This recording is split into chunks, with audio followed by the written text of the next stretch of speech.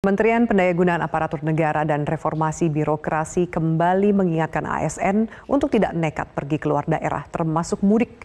Bila ada ASN yang kedapatan mudik di tengah pandemi COVID-19, maka siap menerima sanksi berupa turun jabatan hingga pemberhentian secara tidak hormat.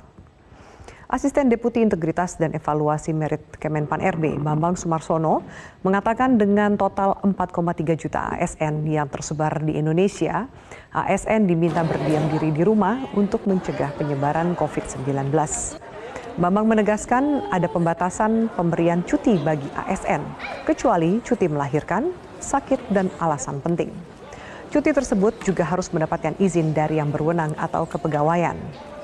Bagi yang melanggar aturan akan dikenakan hukuman disiplin dengan 3 kategori.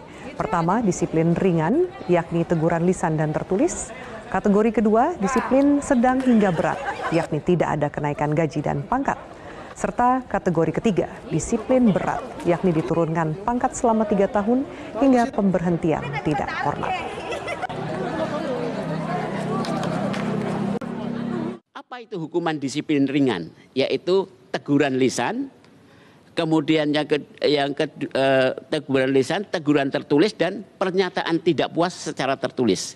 Sedangkan yang hukuman sedang maupun berat itu sudah menyangkut administrasi kepegawaiannya, antara lain dia tidak bisa naik gaji, ya, golongan secara berkala, tidak diizinkan naik pangkat, dan bahkan diturunkan pangkatnya.